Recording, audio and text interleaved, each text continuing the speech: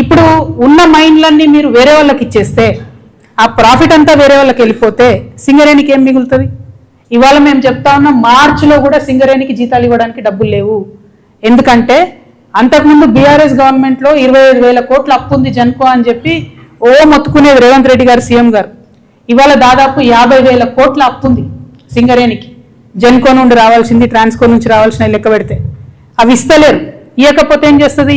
సింగరేణి జీతాలు ఇవ్వాల్సిన ప్రతిసారి కూడా బ్యాంకు పోయి అప్పు తెచ్చుకుంటాం, మళ్ళీ దానికి మిత్తి కట్టాలి, మళ్ళీ నెక్స్ట్ మంత్ జీతాలకు మళ్ళీ పోవాలి, మళ్ళీ అది బర్డెన్ అవుతుంది. సో అల్టిమేట్గా ఆల్రెడీ నష్టాలలో ఉన్న సంస్థను పూర్తిగా కిల్ చేసేటటువంటి ప్రయత్నం తప్పితే ఇది సింగరేణికి కానీ, సింగరేణి కార్మికులకు కానీ, తెలంగాణకు కానీ లాభమయ్యే అంశం కాదు. మేము తెలంగాణ జాగృతి తరఫున బట్టి విక్రమార్క గారికి ఉత్తరం రాస్తా ఉన్నాం. ఎండిఓ సిస్టమ్ దయచేసి రద్దు చేయండి. మీరు ఆల్రెడీ 90 టెండర్స్ రద్దు చేసిండ్రు. Let Singareni do it's open cast in 90.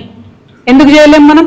అక్కడెక్కడో రాజస్థాన్లో పోయి పవర్ ప్లాంట్ పెడతారు, ఇంకెక్కడో గుజరాత్లో పోయి ఇంకో ప్లాంట్ పెడతారు. ఒరిస్సాకు పోయి మీరు చేయండి ఓపెన్ కాస్ట్, ఎందుకు చేయరు? ఇప్పుడు ఈ ప్రైవేట్ కాంట్రాక్టర్ కూడా పోవాల్సిందే కదా. మీరు ఒరిస్సాపై ఓపెన్ కాస్ట్ చేస్తే అక్కడ వచ్చే ఉద్యోగం వచ్చే పిల్లాడు మనోడు వస్తాడు. తెలంగాణ వాడికి 2 లక్షల రూపాయలు వస్తుంది, జీతాలు వస్తాయి, లాభాలలో వాటా వస్తుంది. ఆ లాభం 25,000 కోట్ల లాభం సింగరేణికి యాడ్ అవుతుంది. నా కార్మికుడికి ఆ లాభాలలో వాటా వస్తుంది. ఎండిఓ విధానం రద్దు చేయాలి. ఇదివరకు బీఆర్ఎస్ గవర్నమెంట్లో తాడిచెర్ల బ్లాక్ 1ని ఎండిఓ కింద ఏఎంఆర్ అనే కంపెనీకి ఇచ్చిండ్రు. ఇస్తే ఇప్పుడు అందులో లాభాలలో ఏ వాటా కూడా మనకు రాదు కదా. అది జెన్కోకి ఇచ్చిండ్రు, జెన్కో నుంచి ఏఎంఆర్కి ఇచ్చిండ్రు.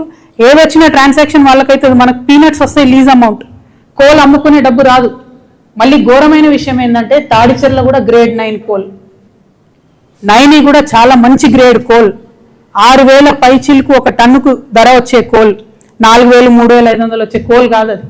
దీన్ని 25 సంవత్సరాలకు మీరు ఆ పెద్ద తిమింగలానికి కట్టబెట్టే ప్రయత్నం చేస్తున్నారు. కాంగ్రెస్ పార్టీ యొక్క అవినీతిని గమనిస్తూ ఉన్నారు తెలంగాణ ప్రజలు. దయచేసి ఈ విధానాన్ని రద్దు చేసుకోండి. ఈ టెండర్ మీరు ఆల్రెడీ క్యాన్సిల్ చేసి అట్లనే ఉంచండి, క్యాన్సిల్ చేయండి.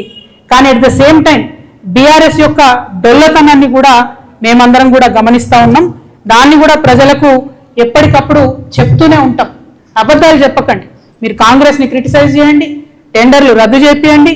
కానీ ఏదో అంతకుముందు మేము మొత్తం చేసేసినాం కరెక్ట్గా, ఇప్పుడు అన్యాయం జరుగుతుంది అన్నటువంటి విషయాన్ని చెప్పకుండా వాస్తవాలు మాట్లాడితే బాగుంటుందని నేను కోరుతా ఉన్నాను.